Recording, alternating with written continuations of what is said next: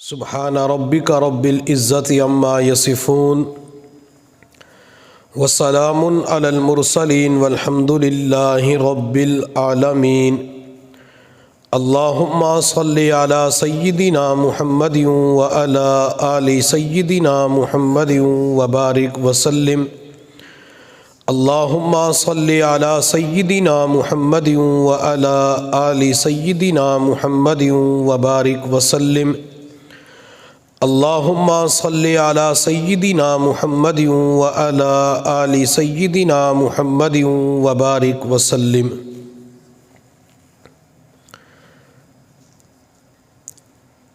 انسان کی زندگی کے اندر مختلف حالات آتے رہتے ہیں، کبھی خوشیاں آتی ہیں تو کبھی غم آ جاتے ہیں،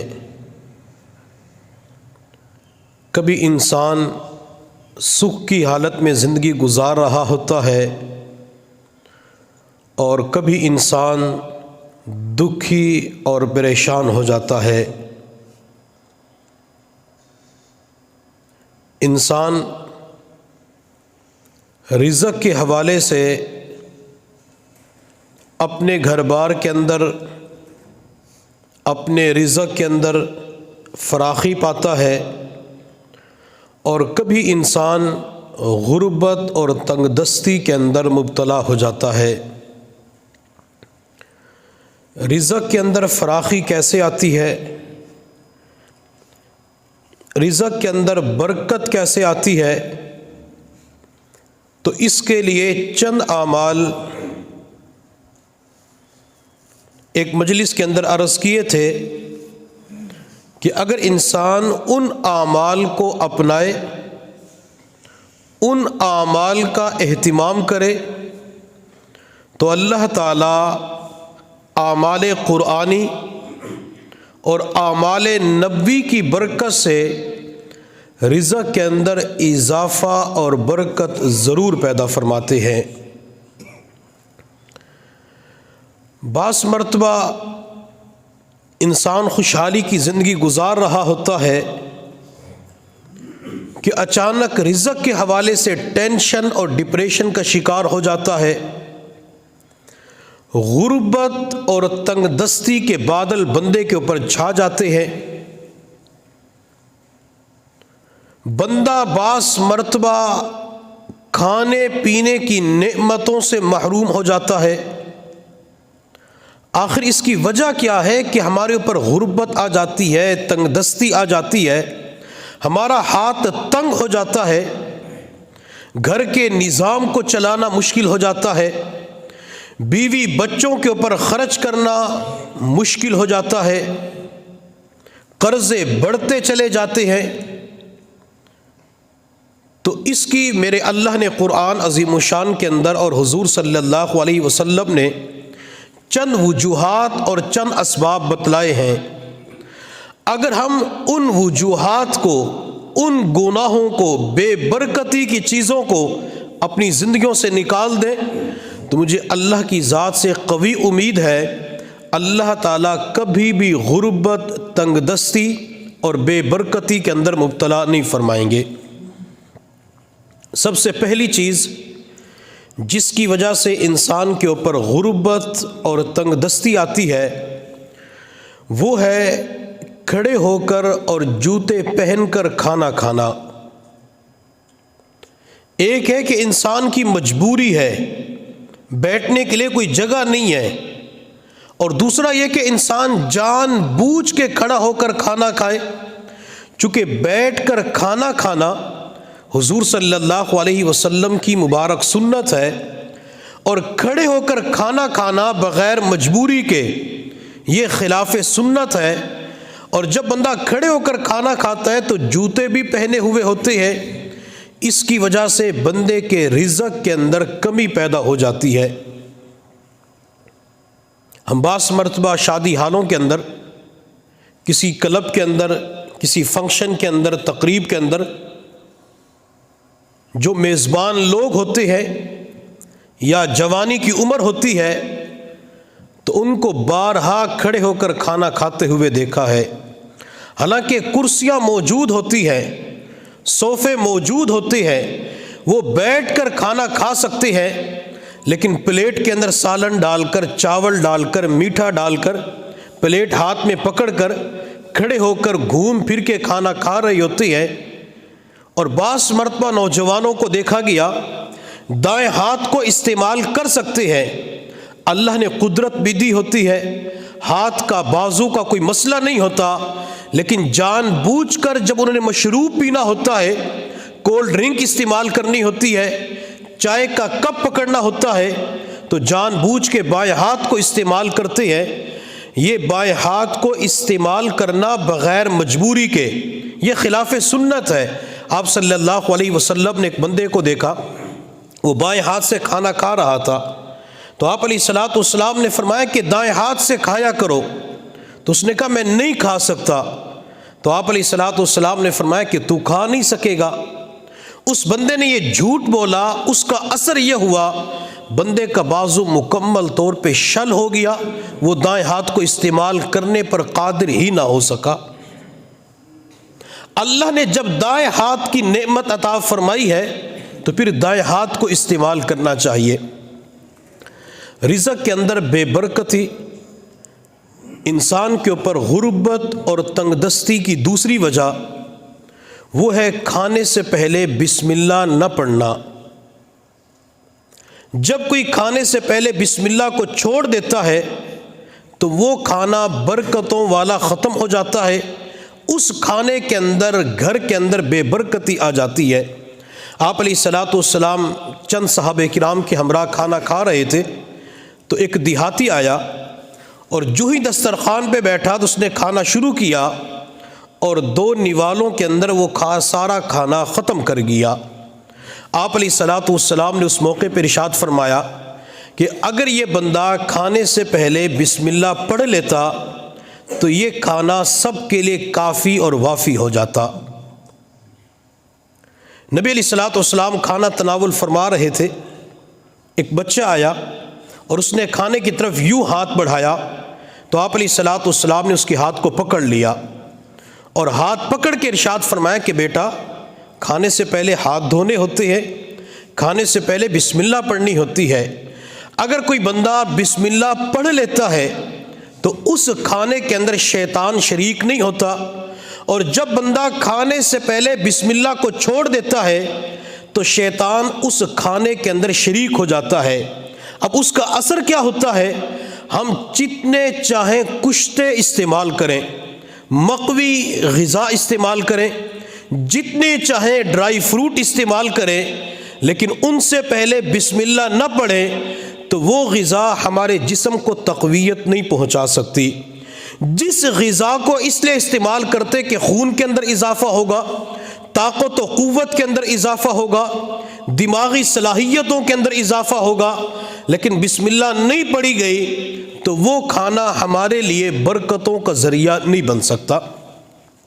اور آپ علیہ الصلوۃ والسلام نے ارشاد فرمایا کل امر ذی بال لم یبدا ببسم اللہ فہو ابتر، ہر اچھے کام کے شروع میں بسم اللہ نہ پڑھی جائے تو وہ کام بے برکت ہو جاتا ہے، اس کام کے اندر برکت نہیں رہتی۔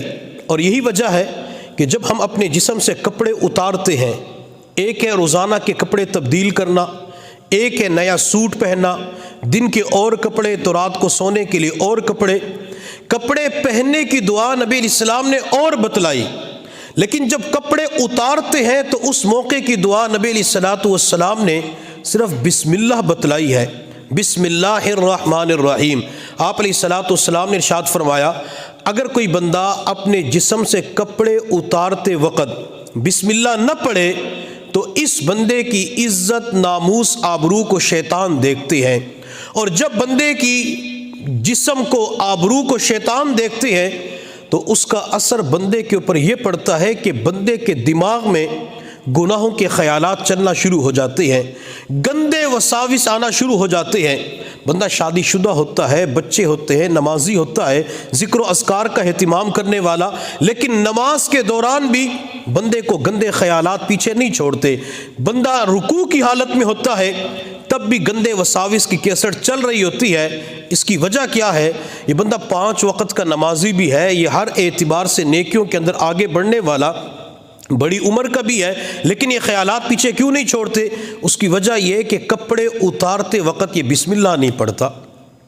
اگر بندہ کپڑے اتارتے وقت بسم اللہ پڑھ لے تو اللہ تعالیٰ شیطان کے گندے وساوس سے حفاظت فرما دیتی ہے۔ اور یہی وجہ ہے کہ جب بندہ بیت الخلاء میں جاتا ہے اور بیت الخلاء میں داخل ہوتے وقت وہ دعا نہ پڑھے، بسم اللہ اللہم انی اعوذ بک من الخبث والخبائث، یا تو بندہ بسم اللہ پڑھ لے یا دعا پڑھ لے یا دونوں کو اکٹھا کر لے۔ اگر یہ بندہ دعا پڑھ لیتا ہے تو شیطان کے اثرات سے محفوظ رہتا ہے، اور اگر بندہ بسم اللہ پڑھ کر دعا پڑھ کر بیت الخلاء کے اندر داخل نہ ہو تو آپ علیہ الصلوۃ والسلام نے ارشاد فرمایا بندے کی شرمگاہ کے ساتھ شیطان کھیلتے ہیں۔ اب شیطان ہمیں نظر نہیں آتا، شیطان کی گندی حرکت بھی نظر نہیں آتی، لیکن نبی علیہ الصلوۃ والسلام نے بتلا دیا آپ کا فرمان سر آنکھوں پہ، آپ کے فرمان کے اندر 100% صداقت ہے، نہ تو شیطان نظر آتا ہے نہ شیطان کی حرکت نظر آتی ہے۔ اس کا وبال اور نحوست بندے کے اوپر یہ پڑتی ہے کہ بندے کو ہر وقت گندے خیالات آ رہے ہوتے ہیں، بندہ کسی ایسی چیز کو دیکھ لیتا ہے جس کی وجہ سے گناہ کی طرف بندے کا میلان ہوتا ہے تو بندے کی طبیعت خراب ہو جاتی ہے۔ وجہ کیا؟ بندے نے بسم اللہ کو چھوڑا، دعا کو چھوڑا، اللہ نے گندے وساوس کے اندر مبتلا فرما دیا۔ تو ہمیں چاہیے کہ بسم اللہ کا اہتمام ضرور کیا کریں۔ میاں بیوی کی ملاقات ہوتی ہے، خاوند اپنی بیوی سے ملاقات کرتا ہے، تنہائی کی ملاقات ہوتی ہے۔ اب ملاقات سے پہلے یا ملاقات کے دوران بندہ دعا نہ پڑھے اللہم جنبنا الشیطان وجنب الشیطان ما رزقتنا، تو نبی علیہ الصلوۃ والسلام نے ارشاد فرمایا اس دعا کو چھوڑنے کی وجہ سے اگر اسی رات بیوی کو امید لگ جاتی ہے، حمل ٹھہر جاتا ہے، تو اس ملاقات کے نتیجے میں جو بچہ پیدا ہوگا وہ ماں باپ کا نافرمان ہوگا۔ کیوں؟ اس نے صرف دعا نہیں پڑھی، دعا کو چھوڑنے کی وجہ سے اس کا وبال اولاد پہ پڑتا ہے، دعا کو چھوڑنے کی نحوست اولاد کے اوپر پڑتی ہے۔ اگر بندہ اپنی بیوی سے ملاقات کرتے ہوئے یا بیوی خاوند سے ملاقات کرتے ہوئے اس دعا کو پڑھ لیتی ہے، اللہ تعالیٰ اولاد کو نافرمانی سے محفوظ فرما دیتے ہیں۔ میرے محبوب صلی اللہ علیہ وسلم کھانا تناول فرما رہے تھے، آپ علیہ الصلوۃ والسلام کے پاس ایک بندہ آیا تو اس نے بھی کھانا شروع کر دیا لیکن بسم اللہ نہیں پڑھی، حتیٰ کہ 2 یا 3 نوالے آخر کے اندر رہ چکے تھے تو اس بندے کو یاد آیا کہ میں تو بسم اللہ بھول چکا ہوں، اس نے فوراً پڑھا بسم اللہ اولہ و آخرہ، تو نبی علیہ الصلوۃ والسلام کے چہرے پہ مسکراہٹ آ گئی۔ حضرات صحابہ کرام نے عرض کیا یا رسول اللہ آپ کیوں مسکرا رہے ہیں؟ تو نبی علیہ الصلوۃ والسلام نے ارشاد فرمایا کہ اس نے کھانے سے پہلے بسم اللہ نہیں پڑھی تو شیطان اس کے ساتھ کھانے کے اندر شریک تھا، حتیٰ کہ جب چند نوالے باقی رہ گئے تو اس نے بسم اللہ اولہ و آخرہ پڑھا تو شیطان نے جو کچھ کھایا تھا اس سارے کھانے کو قے کر دیا، شیطان نے باہر نکال دیا۔ تو اسے پتہ چلا کہ جب بندہ کھانا کھا رہا ہوتا ہے بسم اللہ نہ پڑھے تو شیطان بھی ساتھ شریک ہو جاتا ہے، پھر اس کھانے کے اثرات بندے کو نصیب نہیں ہوتے۔ بسم اللہ پڑھ کے کھاتا ہے، اگر بندہ بسم اللہ پڑھ کے صرف گندم کی روٹی کھا لیتا ہے، جو کی روٹی کھا لیتا ہے، اللہ اسی کے اندر بندے کے لیے طاقت و قوت بھر دیتے ہیں۔ بندہ بسم اللہ پڑھ کر پانی پی لیتا ہے، اللہ اس پانی کی برکت سے خون کی کمی کو پورا فرما دیتے ہیں۔ بسم اللہ پڑھ کر پانی کو پی لیتا ہے، بندے کے جسم کے اندر جو پانی کی کمزوری ہو جاتی ہے اللہ اس کمزوری کو رفع فرما دیتے ہیں۔ اور جب بندہ بسم اللہ کو چھوڑ دیتا ہے، جتنی مہنگی ادویات بندہ استعمال کرے، بندہ کشتے استعمال کرے، بندہ مقوی غذا استعمال کرے، وہ غذا بندے کو پھر فائدہ نہیں پہنچا سکتی۔ تو بے برکتی، غربت اور تنگ دستی کی دوسری وجہ کھانے سے پہلے بسم اللہ کا نہ پڑھنا۔ بے برکتی، غربت، تنگ دستی کی تیسری وجہ وہ ہے کھانے سے پہلے ہاتھوں کا نہ دھونا۔ جب کوئی بندہ کھانے سے پہلے ہاتھ نہیں دھوتا تو یہ خلاف سنت کھانا کھا رہا ہوتا ہے۔ آپ علیہ الصلوۃ والسلام کی سنت کیا ہے کہ کھانے سے پہلے ہاتھوں کو دھویا جائے۔ آپ علیہ السلام کھانے سے پہلے بھی ہاتھ دھوتے تھے، کھانے کے بعد بھی ہاتھ دھوتے تھے۔ اچھا، بعض مرتبہ لوگ جب کھانے سے پہلے ہاتھ دھوتے ہیں تو ان ہاتھوں کو تولیے کے ساتھ، رومال کے ساتھ، کپڑے کے ساتھ صاف کر لیتے ہیں۔ جب بعد کے اندر ہاتھ دھوتے ہیں تب بھی صاف کرتے ہیں۔ تو سنت عمل سمجھ لیں، جب بندے نے کھانے سے پہلے ہاتھ دھونے ہیں تو ہاتھوں کو دھونے کے بعد ٹیشو سے، تولیے سے، کپڑے سے، رومال سے ہرگز صاف نہ کرے۔ اگر ہاتھ گیلے ہیں، کھانا سامنے رکھا ہوا ہے تو انہی گیلے ہاتھوں کے ساتھ کھانا تناول کرنا چاہیے، اور جب کھانا کھا کے فارغ ہو چکے ہیں، ہاتھ دھوئے جاتے ہیں تو ان ہاتھوں کو پھر تولیے اور رومال کے ساتھ صاف کیا جا سکتا ہے۔ حضرت انس رضی اللہ تعالی عنہ فرماتے ہیں کہ میرے گھر میں کچھ مہمان آئے، تو جب مہمان کھانا کھا کے فارغ ہوئے، میں نے خادم سے کہا کہ ہاتھ صاف کرنے کے لیے تولیہ لے کے آؤ۔ اگر بندہ یہ خیبر پختونخوا اور بلوچستان کے علاقے میں چلا جائے تو وہاں جب مہمان کھانے کے لیے بیٹھتے ہیں تو وہ تولیہ ان کی ٹانگوں کے اوپر، رانوں کے اوپر ڈال دیتے تاکہ کھانا اگر گرے تو تولیے کے اوپر گرے، مہمان کے کپڑے خراب نہ ہوں، اور باقاعدہ ان کے ہاں ہاتھ دھلانے کا انتظام بھی ہوتا ہے۔ اور اسی طرح جب کھانا کھا کے فارغ ہوتے ہیں وہ ہاتھ بھی دھلاتے ہیں اور ہاتھ صاف کرنے کے لیے تولیہ بھی پیش کرتے ہیں۔ یہ مہمان کو کھانے کے بعد ہاتھ صاف کرنے کے لیے تولیہ پیش کرنا، کپڑا پیش کرنا، نبی علیہ الصلوۃ والسلام کے صحابہ کرام کی سنت ہے۔ حضرات صحابہ کرام نے اس ادا کو اپنایا تھا۔ حضرت انس فرماتے ہیں جب مہمان آئے تو میں نے خادم سے کہا کہ تولیہ لے کے آؤ۔ جب وہ تولیہ لے کے آیا تو تولیہ کچھ میلا تھا، کچھ گندا تھا۔ حضرت انس فرماتے میں نے غلام سے کہا کہ مہمانوں کو گندا تولیہ نہیں پیش کیا جاتا، جاؤ اسے صاف کر کے لے آؤ۔ وہ خادم چلا گیا اور اس تولیے کو تھوڑی ہی دیر کے اندر چمکتا ہوا صاف ستھرا لے کے حاضر ہو گیا۔ مہمانوں نے ہاتھ صاف کر لیے لیکن تھے بڑے حیران کہ یہ تولیہ اتنی جلدی کیسے صاف ہو گیا، حالانکہ کپڑے دھونے کے اندر وقت لگتا ہے، صابن لگانی پڑتی، برش لگانا پڑتا ہے، ہاتھ کے ساتھ رگڑنا پڑتا ہے، خشک کرنے کے اندر ٹائم لگتا ہے۔ حضرت انس نے جب مہمانوں کو پریشان دیکھا تو مہمانوں سے کہا کہ آپ بالکل پریشان نہ ہو۔ ایک مرتبہ حضور صلی اللہ علیہ وسلم میرے گھر میں تشریف لائے، آپ علیہ الصلوۃ والسلام نے کھانا تناول فرمایا، میں نے کھانے سے فراغت پر یہی تولیہ آپ کو ہاتھ صاف کرنے کے لیے پیش کیا تھا۔ آپ علیہ الصلوۃ والسلام نے اس تولیے کے ساتھ ہاتھ صاف کیے۔ جب یہ تولیہ تھوڑا سا میلا ہو جاتا ہے، میل آ جاتی ہے، تو ہم اس تولیے کو پانی کے ساتھ ہرگز نہیں دھوتے، بلکہ تولیے کو پکڑ کر تھوڑی دیر کے لیے تنور کی آگ میں لٹکا دیتے ہیں۔ وہ آگ میل کچیل کو کھا جاتی ہے لیکن تولیے کو نہیں جلاتی، کیونکہ اس تولیے کو میرے محبوب کے ہاتھ لگ چکے ہیں۔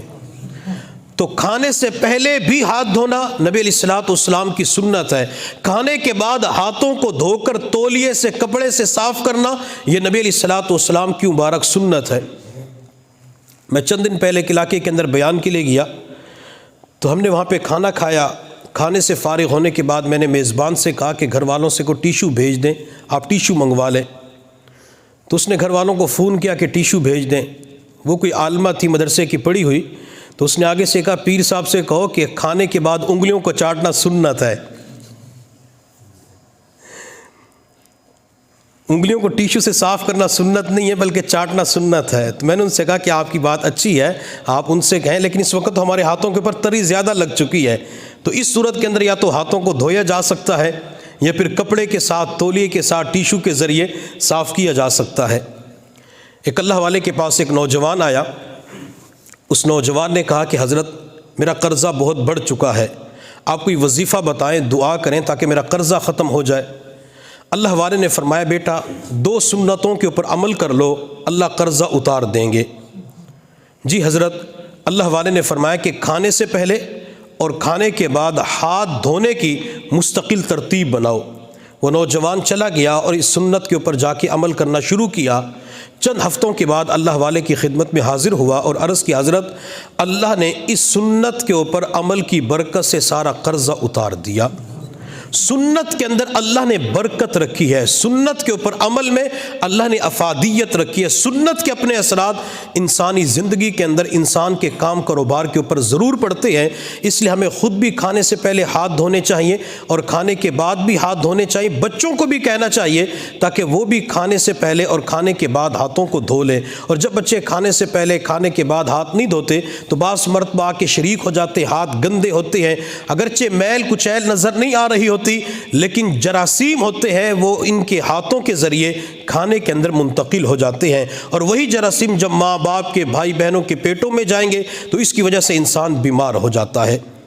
بے برکتی، غربت اور تنگ دستی کی اگلی وجہ وہ ہے برتن کے درمیان سے کھانا۔ حضور صلی اللہ علیہ وسلم نے ارشاد فرمایا کہ اپنے سامنے سے کھایا کرو، کنارے سے کھایا کرو، چونکہ برکت درمیان کے اندر اترتی ہے۔ جب کوئی بندہ پہلے ہی درمیان سے کسی چیز کو اٹھا کے کھا لیتا ہے، کہتے ہیں پتنی پلیٹ کے اندر ایک ہی بوٹی ہے، کھانے والے دو ہیں، مجھے ملے نہ ملے تو پہلے اس کو پیٹ کا حصہ بنانا چاہیے۔ اگر وہ کھا لیتا ہے تو ایک تو وہ اپنے ساتھی کے اوپر ظلم کرنے والا ہوتا ہے چونکہ اس نے اکرام کا، انصاف کا معاملہ نہیں کیا، اور دوسرا اس نے جہاں برکت نازل ہوتی ہے اس حصے کو پہلے ہی اٹھا لیا۔ جب تک بندہ کھانا کھاتا رہتا ہے اس وقت تک برکت کھانے کی پلیٹ کے درمیان نازل ہوتی رہتی ہے۔ اگر کوئی بندہ درمیان سے کھا لیتا ہے تو وہ اپنے اوپر بے برکتی کو مسلط کر لیتا ہے۔ اس لیے ہمیں چاہیے کہ سامنے سے کھایا کریں اور کنارے سے کھایا کریں۔ آپ صلی اللہ علیہ وسلم ایک مرتبہ کھانا تناول فرما رہے تھے، حضرت عمر بن سلمہ رضی اللہ تعالیٰ عنہ فرماتے میں چھوٹا بچہ تھا، میں نبی علیہ السلام کے پاس آیا تو میں نے درمیان سے چیزیں اٹھا کے کھانا شروع کر دی۔ آپ علیہ السلام نے میرا ہاتھ پکڑ لیا اور ہاتھ پکڑ کے فرمایا بیٹا اپنے سامنے سے کھانا ہوتا ہے، کنارے سے کھانا ہوتا ہے۔ حضرت عمر بن سلمہ رضی اللہ تعالیٰ عنہ فرماتے نبی علیہ السلام نے اتنے پیار اور محبت کے ساتھ مجھے یہ بات سمجھائی کہ مرتے دم تک اس عادت کو میں ہرگز نہیں بھولا، جب بھی کھاتا تھا اپنے سامنے سے کھاتا تھا، درمیان سے نہیں کھاتا تھا۔ حضرت عمر بن سلمہ فرماتے کہ میں ایک اور مرتبہ نبی علیہ السلام کی خدمت میں حاضر ہوا، دسترخوان کے اوپر کھجوریں رکھی ہوئی تھی۔ اب آپ علیہ السلام نے مجھے سمجھایا تھا کہ سامنے سے کھانا ہے اور قریب سے کھانا ہے، تو میرے سامنے جو کھجوریں کچی پکی رکھی ہوئی تھی میں نے ان کھجوروں کو کھانا شروع کر دیا، حالانکہ دسترخوان کے اوپر مختلف کھجوریں رکھی ہوئی تھی۔ جیسے آپ حضرات جانتے ہیں جو حج عمرے کا سفر کر کے آیا ہے، اجوا کھجوریں ہوتی ہیں، مبروم کھجوریں، کلمی کھجوریں اور بغیر گٹھلی کے کھجوریں، تو مختلف کھجوریں دسترخوان کے اوپر رکھی ہوئی تھی۔ آپ صلی اللہ علیہ وسلم نے جب اس بچے کو دیکھا کہ دسترخوان کے اوپر مختلف انواع کی کھجوریں رکھی ہوئی ہیں لیکن سامنے جو پڑے بچہ وہی کھا رہا ہے، تو آپ علیہ السلام نے اس موقع پر ارشاد فرمایا بیٹا اگر ایک ہی نوع کا کھانا ہو، ایک قسم کا کھانا ہو، وہ اپنے سامنے سے کھانا چاہیے۔ اگر کھانے کی مختلف چیزیں ہوں، چاول بھی ہیں، گوشت بھی ہے، یا کھجوریں مختلف اقسام کی رکھی ہوئی ہیں، جہاں سے تمہارا جی چاہے وہاں سے تم کھا سکتے ہو۔ اب دسترخوان کے اوپر چاول بھی رکھے ہوئے ہیں، گوشت بھی رکھا ہوا، میٹھا بھی رکھا ہوا ہے، کسی بندے نے چاول نہیں کھانے، اب چاول سامنے رکھے ہوئے ہیں، کہتے ہیں مجھے تو ڈاکٹروں نے منع کیا کہ آپ نے چاول نہیں کھانے، اب یہ بندہ چاول ہی کھائے گوشت نہ کھائے؟ نہیں، اس کا ہرگز یہ مطلب نہیں ہے۔ اگر وہ گوشت خود اٹھا سکتے تو خود اٹھا لے، یا کسی ساتھی سے کہتے کہ ڈونگا اٹھا کے اس کے سامنے رکھ دے، وہ اٹھا کے کھا سکتا ہے۔ لیکن اگر دسترخوان کے اوپر صرف چاول ہی رکھے ہوئے ہیں تو پھر سامنے پلیٹ جو آ جائے تو وہی انسان کو استعمال کرنی چاہیے۔ بعض مرتبہ کہتے اس کے اندر تو گوشت نہیں آیا، اس کے اندر تو ٹانگ والی بوٹی نہیں آئی، مجھے تو وہ گوشت پسند ہے، جب تک وہ نہیں ملے گا، لیگ پیس نہیں ملے گا، میں نہیں کھاؤں گا، اور درمیان سے گوشت اٹھا کے کھا لیتے ہیں، تو یہ بے برکتی کا ذریعہ بن جاتا ہے۔ بے برکتی، غربت اور تنگ دستی کی اگلی وجہ وہ ہے کھانے کے بعد برتن کو صاف نہ کرنا اور برتن کو نہ دھونا۔ ہم بعض مرتبہ پلیٹ کے اندر کھانا کھاتے ہیں، کسی کے ہم مہمان ہوتے ہیں یا اپنے گھر کے اندر کھانا کھا رہے ہوتے ہیں، پلیٹ کے اندر سالن بچ جاتا ہے، ہمیں اس وقت ضرورت ہوتی ہے، حاجت ہوتی ہے کہ اس کو ختم کیا جا سکتا ہے، لیکن بندہ جان بوجھ کے چھوڑتا ہے مہمانوں کے سامنے کہ اگر میں نے مکمل پلیٹ صاف کر دی تو میرا میزبان کہے گا بھوکا ہے، اتنی بھوک لگی پلیٹ کو صاف کر گیا۔ اچھا بعض مرتبہ لوگ جب دسترخوان کے اوپر بیٹھتے ہیں تو کہتے ہیں پلیٹ کو صاف کرنا سنت ہے، اور کچھ لوگ کہتے ہیں کہ جان کو بچانا فرض ہے، جان کو بچانا فرض ہے، پلیٹ کو صاف کرنا سنت، لہٰذا میں تو نہیں کھاتا۔ اور بعض مرتبہ لوگ ہر چیز ہی دسترخوان کی صاف کر دیتے ہیں۔ حکیم محمد اختر رحمۃ اللہ علیہ کراچی والے ایک مرتبہ کسی کے ہاں دعوت کے لیے تشریف لے گئے، آپ کے ساتھ آپ کے مریدین متوسلین بھی تھے۔ تو کوئی مرید تھا، اس کو سنتوں کا بڑا شوق تھا، اس نے کہا پلیٹ کو صاف کرنا سنت ہے، کبھی اس پلیٹ کو صاف کیا تو کبھی اس کو صاف کیا، کبھی ڈونگے کو صاف کرنا شروع کر دیا۔ تو حضرت کی جب مرید کے اوپر نظر پڑی تو ان کی طرف دیکھ کے فرمایا، ارے میرے بھائی، پلیٹ کو صاف کرنا سنت ہے، ڈونگے اور دسترخوان کو صفایا کرنا سنت نہیں ہے۔ تو بعض مرتبہ لوگ یہ سمجھ جو کچھ گھر سے آ گیا اب گھر کے اندر برتن خالی جانے چاہیے۔ اس کے اندر تعلیم یہ ہے، اگر بندہ کسی کے ہاں مہمان بنتا ہے، گھر والوں نے کوئی چیز بنا کر بھیجی ہے، ڈونگے کے اندر آ گئی، کسی بڑے برتن کے اندر آ گئی، تو بندہ کچھ نہ کچھ گھر والوں کے لیے بچا کے ضرور بھیجے، تاکہ خواتین کا دل خوش ہو جائے کہ مہمان نے پیٹ بھر کر کھانا کھایا ہے۔ اور جب سارے دسترخوان کے اوپر ساری چیزیں صاف ہو کے جاتی ہیں تو خواتین کہتے ہیں لگتا یہ کہ مہمان کا پیٹ نہیں بھرا۔ اور بعض گھروں کے اندر معمول یہ ہوتا ہے کہ خواتین اس وقت تک نہیں کھاتی جب تک مرد حضرات نہ کھا لیں۔ مردوں کی طرف سے جو بچا ہوا کھانا آتا ہے تو خواتین وہ کھاتی ہیں۔ اب ان کے لیے بعض مرتبہ شوربہ بچ کے چلا جاتا ہے، ان کے لیے کوئی اور چیز بچ کے چلی جاتی ہے۔ اس لیے کوشش کیا کریں جب بھی کسی کے ہاں مہمان بنے تو کچھ نہ کچھ گھر والوں کے لازمی بچا دیا کریں، تاکہ خواتین بھی اپنے گھر کے اندر وہ چیز استعمال کر سکیں۔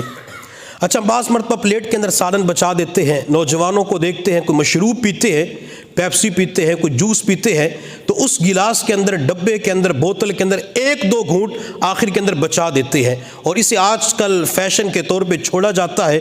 چائے پیتے ہیں تو چائے آخر کے اندر ایک گھونٹ بچا دیتے ہیں، تو یہ خلاف سنت عمل ہے۔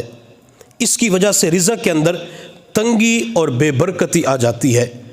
جب کوئی بندہ پلیٹ کو اچھی طرح صاف کرتا ہے، گلاس کے اندر جو مشروب ہے، پانی ہے، اس کو ختم کر دیتا ہے، تو نبی علیہ الصلوۃ والسلام نے ارشاد فرمایا کہ وہ صاف برتن کھانے والے کو دعا دیتا ہے کہ جس طرح تو نے میرا اکرام کیا، اللہ تیرا بھی ایسے ہی اکرام فرمائے۔ چونکہ جب پلیٹ کے اندر کھانا بچ جاتا ہے، ایک نوالا ہے، دو نوالے ہیں، اب اسے بعض والے تو نہیں کھاتے، وہ اٹھا کے گند کی ٹوکری کے اندر ڈال دیتے ہیں۔ بعض مرتبہ برتن دھوتے ہوئے وہ کھانا گندی نالی کے اندر چلا جاتا ہے، تو اس سے کھانے کی ناقدری ہوتی ہے، کھانا ضائع ہو جاتا ہے۔ اور بعض مرتبہ گھروں کے اندر خواتین مہمان آتے ہیں تو ان برتنوں کو چھوڑ دیتی ہے، کہتے کل دیکھا جائے، کل برتن دھوئیں گے۔ جو خواتین اگر وقت ہے برتنوں کو دھو لیتی ہیں تو برتن ان کو دعا دیتے ہیں، اور اگر خواتین کی مجبوری ہے کہ ابھی نہیں دھو سکتی، 2 گھنٹے بعد، 5 گھنٹے بعد نہیں دھو سکتی، صبح دھو سکتی ہے، تو وہ مجبوری ہے۔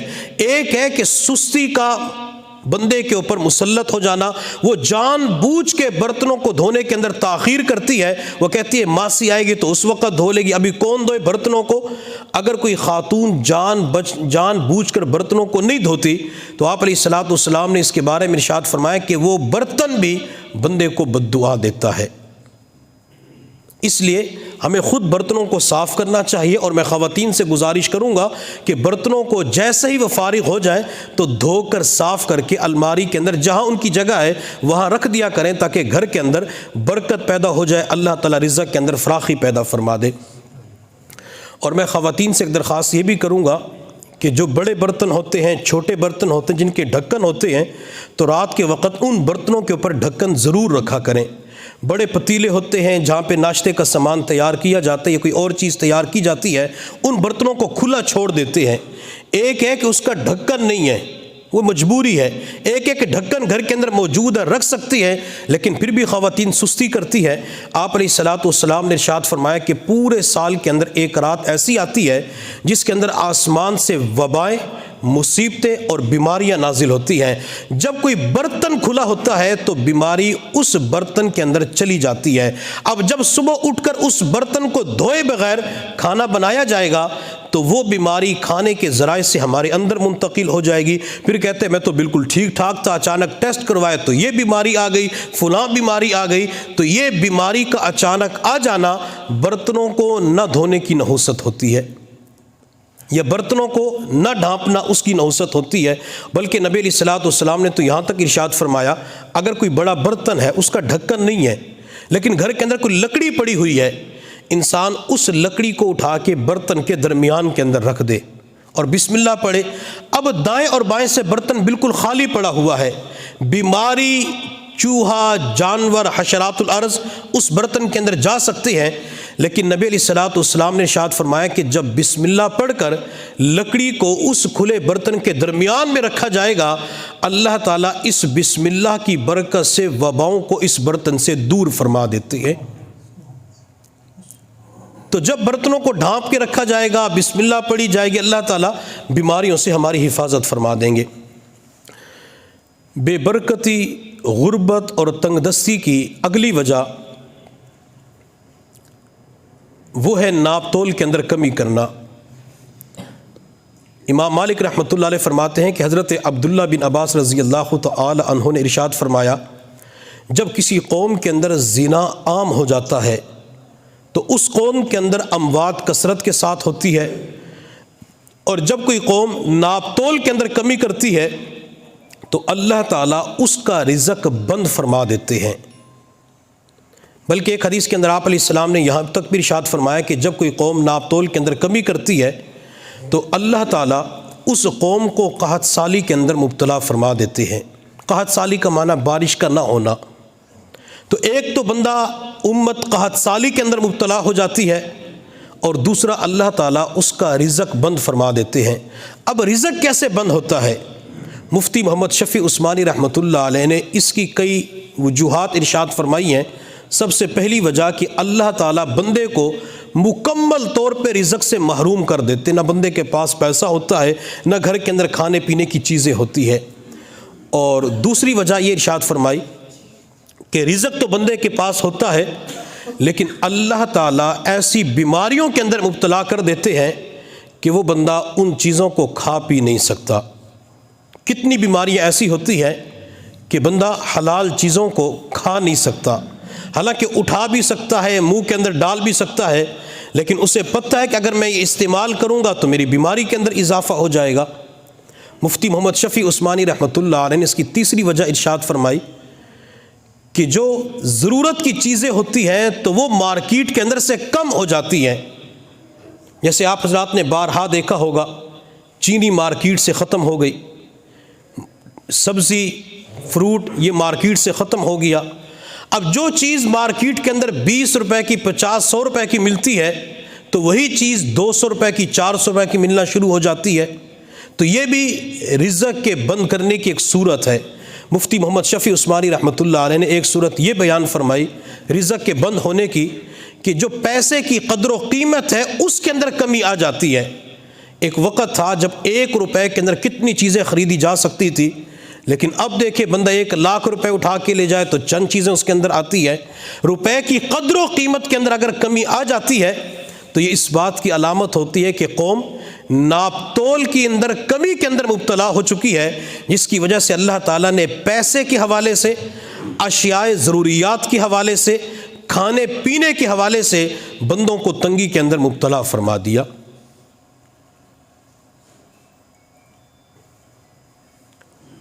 اور اسی طرح بے برکتی، غربت اور تنگ دستی کی اگلی وجہ وہ ہے حرام کا کھانا. ایک ہے سود کا کاروبار کرنا، رشوت کا پیسہ کھانا، یا بینک جو منافع دیتا ہے جو سود کے اندر چلا جاتا ہے، اگرچہ نام اس کے اور ہوتے ہیں، پرافٹ کا نام دے دیا جاتا ہے. تو اس کو لینے کی وجہ سے، استعمال کی وجہ سے اللہ بندے کو رزق کی تنگیوں کے اندر مبتلا فرما دیتے ہیں. ہم بعض مرتبہ ایسے معاملات کر رہے ہوتے ہیں کہ ہمیں خود ان صورتوں کا علم نہیں ہوتا، لیکن وہ سود کے اندر چلی جاتی ہیں. مثال کے طور پہ ہم اپنے موبائل کے اندر پیسہ رکھواتے ہیں، کمپنی کہتی ہے کہ اگر تم 2000 5000 رکھواؤ گے تو تمہیں روزانہ کے فری منٹس ملیں گے، روزانہ کے فری SMS ملیں گے، MBs ملیں گی. اب ہم اپنے اکاؤنٹ کے اندر پیسہ رکھواتے ہیں تو کمپنی ہمیں روزانہ فری منٹس دیتی ہے. تو کیا ان فری منٹس کا استعمال کرنا، GB کا استعمال کرنا جائز ہے؟ ہرگز جائز نہیں ہے. اس کی وجہ کیا ہے؟ اس کی وجہ یہ ہے کہ ہم جو کمپنی کے اندر اکاؤنٹ کے اندر پیسہ رکھواتے ہیں تو یہ پیسہ ہمارا ان کے پاس قرض کے طور پہ ہوتا ہے. اور نبی علیہ الصلوۃ والسلام نے ارشاد فرمایا، مشکات شریف کی روایت ہے کہ ہر وہ قرض جو نفع کو کھینچے وہ سود بن جاتا ہے. ہم نے پیسہ رکھوایا قرض کے طور پہ، اس قرض کی وجہ سے ہمیں روزانہ فری منٹس ملتے ہیں، اس قرض کی وجہ سے ہمیں روزانہ فری MBs ملتی ہے، تو اس کو استعمال کرنا سود کے زمرے کے اندر چلا جاتا ہے۔ ہمارے اکابرین قرض کے حوالے سے بڑی احتیاط کیا کرتے، جس کو قرض دے چکے ہوتے تھے۔ امام اعظم ابو حنیفہ رحمۃ اللہ علیہ ایک مرتبہ کسی محلے کے اندر سے گزر رہے تھے، گرمیوں کا موسم تھا، تو آپ کسی مکان کے سائے کے اندر کھڑے ہو جاتے، پھر چلنا شروع کر دیتے۔ ایک مکان آیا تو امام صاحب جلدی سے گزر گئے، تو آپ کے ساتھ جو بندہ تھا وہ کہنے لگا کہ حضرت آپ پہلے تو رکتے رہے، گرمی کی وجہ سے یہاں کیوں نہیں رکے؟ تو امام اعظم ابو حنیفہ رحمۃ اللہ علیہ نے فرمایا کہ یہ جو مکان والا ہے یہ میرا مقروض ہے، میں نے اس سے قرضہ لینا ہے، اور ہر وہ قرض جو نفع دے وہ اٹھانا بندے کے لیے ناجائز ہو جاتا ہے، تو میرے لیے اس بندے کے مکان کے سائے سے فائدہ حاصل کرنا ہرگز جائز نہیں ہے۔ یعنی جس سے پیسہ لینا تھا اس کے مکان کے سائے کے اندر بیٹھنا آپ پسند نہیں کرتے تھے، یہ ان اکابرین کا تقویٰ تھا۔ تو ہر وہ قرض جو نفع کھینچے، اب بینک کے اندر جو پیسہ رکھوایا جاتا ہے تو بینک کہتا ہے کہ اگر تمہارا پیسہ یہاں پڑا رہے گا تو 2% ہم آپ کو سالانہ دیں گے، 3% ہم آپ کو اتنا دیں گے۔ اب جو پیسہ بینک کے اندر پڑا ہوا ہے وہ ہمارا ان کے پاس قرض ہوتا ہے، اور قرض کی وجہ سے ہمیں جو پرافٹ ملتی ہے، نفع ملتا ہے، وہ سود کے اندر چلا جاتا ہے۔ اور جب لوگوں سے کہا جاتا ہے کہ یہ سود کا معاملہ، کہتے ہیں میں سود تو نہیں لے رہا، میں تو پرافٹ لے رہا ہوں، میں تو نفع لے رہا ہوں۔ گناہ سود والا ہے، لیکن شیطان نے اس گناہ کا نام بدل کے رکھ دیا۔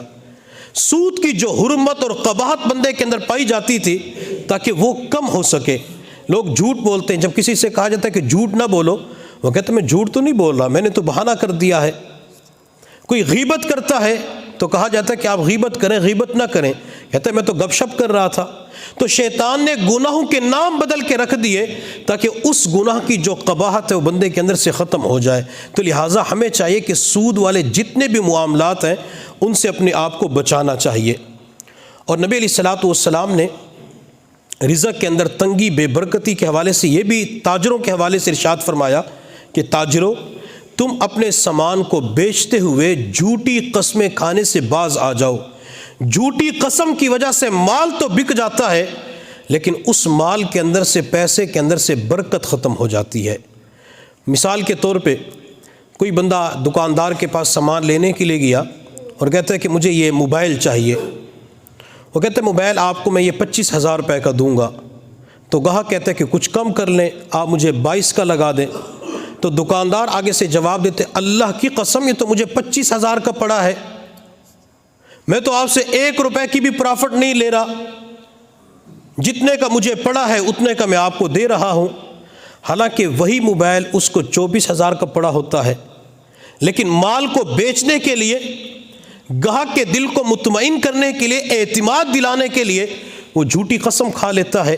نبی علیہ الصلوۃ والسلام نے ارشاد فرمایا کہ اس جھوٹی قسم کی وجہ سے مال تو بک جائے گا، مال کے اندر اسے ظاہری طور پہ پرافٹ بھی نظر آ رہی ہے کہ 1,000 کی پرافٹ مجھے ہو رہی ہے، نفع مل رہا ہے، لیکن اس 1,000 کے اندر جو برکت ہے وہ ختم ہو جاتی ہے۔ بلکہ اس 1,000 کے اندر بھی برکت ختم ہوتی ہے، اس کے ساتھ ملنے والے جو اور چند ہزار روپے ہیں، اللہ تعالیٰ ان پیسوں کے اندر سے برکت کو ختم فرما دیتے ہیں۔ اس لیے جب بھی کوئی سامان بیچنا ہو، لین دین کرنا ہو، تو قسمیں نہیں کھانی چاہیے۔ اور یہ جو لوگ کہتے ہیں مجھے اتنے کی پڑی ہے، حالانکہ اس سے کم کی پڑی ہوتی ہے، اگر بندے کا دل مطمئن ہوتا ہے تو دے دے، دل مطمئن نہیں ہوتا تو بندہ نہ دے۔ اور بعض مرتبہ ایک اور صورت ہمارے ہاں معاشرے کے اندر پائی جاتی ہے جو سود کے اندر چلی جاتی ہے اور حرام کے اندر چلی جاتی ہے، وہ یہ بندہ کسی دکاندار کے پاس جاتا ہے، دکاندار سے کہتا ہے کہ مجھے یہ فلاں چیز چاہیے، وہ اسے اٹھا کے دیتا ہے، کہتا ہے یہ چیز 11 روپے کی ہے، مثال کے طور پہ ٹیشو کا ڈبہ ہے، دکاندار نے 11 روپے اس کی قیمت بتلائی، لیکن گاہک کہتا ہے کہ آپ مجھے 10 روپے کی دیں، دکاندار کہتا ہے کہ میں آپ کو 10 روپے کی نہیں دے سکتا، مجھے نقصان ہوگا۔ اب گاہک کیا کرتا ہے، وہ 10 روپے اسے پکڑا کر ٹیشو کا ڈبہ لے کے چلا جاتا ہے، لیکن دکاندار کی رضامندی نہیں ہوتی، دکاندار کہتے ہیں مجھے نقصان ہے، لیکن گاہک زبردستی اس چیز کو لے کے چلا جاتا ہے، تو یہ بھی چوری اور حرام کے زمرے کے اندر آ جاتا ہے۔ بے ہمیشہ کے لیے اس معاملے کو کہا جاتا ہے جو گاہک اور دکاندار کی رضامندی کے ذریعے ہو۔ اگر گاہک بھی راضی، دکاندار بھی راضی تو وہ بے مکمل ہوتی ہے، وہ تجارت مکمل ہوتی ہے، اور جہاں دکاندار راضی نہیں ہے یا گاہک راضی نہیں ہے تو وہ بے سود کے اندر، حرام کے اندر چلی جاتی ہے۔ تو لہٰذا ہمیں چاہیے کہ ان اقسام سے بھی اپنے آپ کو بچائیں تاکہ اللہ تعالی ہمیں حلال روزی عطا فرمائے اور حلال کے اثرات ہمارے جسموں کے اوپر پڑے۔ رزق کے اندر بے برکتی، غربت اور تنگ دستی کی اگلی وجہ وہ ہے نمازوں کا چھوڑ دینا۔ نمازوں کو چھوڑنے کی وجہ سے اللہ تعالیٰ بندے کو رزق کی تنگیوں کے اندر مبتلا فرما دیتے ہیں۔ بے برکتی، غربت اور تنگ دستی کی آخری وجہ وہ ہے امر بالمعروف اور نہی عن المنکر کو چھوڑ دینا۔ میرے محبوب صلی اللہ علیہ وسلم نے ارشاد فرمایا کہ جب میری امت دنیا کو وقت دینے لگے گی تو اس قوم کے دلوں کے اندر غیروں کا رعب بٹھا دیا جائے گا اور وحی کی برکات سے یہ امت محروم ہو جائے گی۔ اب وحی کی برکات سے کیوں محروم ہوگی؟ وحی کی برکات کا معنی کیا ہے؟ علماء کرام نے لکھا ہے وحی کی برکات کا معنی قرآن عظیم الشان کا فہم، قرآن عظیم الشان کی سمجھ، قرآن عظیم الشان کو سمجھنا، غور و فکر کرنا۔ اس سے اللہ تعالیٰ امت کو محروم فرما دیں گے۔ جب امت امر بالمعروف اور نہی عن المنکر، کیا معنی؟ نیکی کا حکم کرنا اور برائی سے روکنا، جب یہ عمل چھوڑ دیتی ہے تو وہ قوم قرآن کے نقوش کو پڑھتی ہے لیکن نقوش کا انسانی نفوس کے اوپر کوئی اثر نہیں ہوتا۔ الفاظ پڑھتے ہیں لیکن ان الفاظ کا انسانی جسم کے اوپر اثر نہیں پڑتا۔ وہ قرآن پڑھتے ہیں لیکن قرآن سمجھ کے اندر نہیں آتا۔ قرآن پڑھتے ہیں، قرآن کی حلاوت نصیب نہیں ہوتی۔ قرآن پڑھتے ہیں، قرآن کے اثرات بندے کی زندگی کے اوپر مرتب نہیں ہوتے۔ اگر ہم امر بالمعروف اور نہی عن المنکر کے اوپر عمل کریں گے، یعنی اچھی باتوں کا حکم کرنا اور برائی سے روکنا، تو پھر اس قرآن کی وجہ سے ہمارے لیے نصیحت حاصل کرنا آسان ہو جائے گا۔ اور ایک حدیث کے اندر آپ علیہ الصلوۃ والسلام نے ارشاد فرمایا کہ جب میری امت امر بالمعروف اور نہی عن المنکر کو چھوڑ دے گی تو اللہ تعالیٰ اس قوم کو مال اور عمر اس کی تنگی کے اندر مبتلا فرما دیں گے۔ تو ہمیں چاہیے کہ گھروں کے اندر اپنی اولاد کو، اپنے گھر والوں کو، اپنے اعزاء اقرباء کو نیکی کا حکم دیا کریں۔ جہاں بھی برائی نظر آئے تو محبت پیار کے ساتھ ان کو سمجھا کے روک دیا کریں تاکہ اس کی برکت سے اللہ تعالی ہمیں رزق کی فراخی عطا فرما دے۔ تو یہ چند اسباب میں نے آپ کے سامنے گوش گزار کیے ہیں جس کی وجہ سے رزق کے اندر تنگی اور بے برکتی آ جاتی۔ نمبر 1، سب سے پہلی وجہ کیا تھی؟ کھڑے ہو کر جوتے پہن کر کھانا کھانا۔ نمبر 2، کھانے سے پہلے بسم اللہ کا نہ پڑھنا۔ نمبر 3، کھانے سے پہلے اور کھانے کے بعد ہاتھوں کا نہ دھونا۔ نمبر 4، کھانے کے بعد پلیٹ کو، برتن کو صاف نہ کرنا۔ نمبر 6، گناہوں کی کثرت۔ نمبر 7، سود اور حرام کے مال کو حاصل کرنا۔ اور اگلی وجہ وہ ہے نمازوں کا چھوڑ دینا۔ اور آخری وجہ امر بالمعروف اور نہی عن المنکر، اس عمل کو چھوڑ دینا۔ تو ان چند وجوہات کی وجہ سے رزق کے اندر تنگی اور بے برکتی آتی ہے۔ اور بھی وجوہات ہو سکتی ہیں لیکن جو چند چیزیں ہمیں معاشرے کے اندر پائی جاتی ہیں تو میں نے وہ بیان کی۔ ہمیں چاہیے کہ ان چیزوں کو اپنی زندگیوں کے اندر سے نکالیں اور جو ہمیں نبی علیہ الصلوۃ والسلام نے چیزیں بتلائی ہیں ان کے اوپر عمل کریں۔ انشاءاللہ کبھی بھی غربت اور تنگ دستی کے اندر مبتلا نہیں ہوں گے۔ اللہ رب العزت کی بارگاہ میں دعا ہے اللہ تعالی ہم سب کو سمجھنے اور عمل کرنے کی توفیق عطا فرمائے۔ وآخر دعوانا ان الحمد للہ رب العالمین۔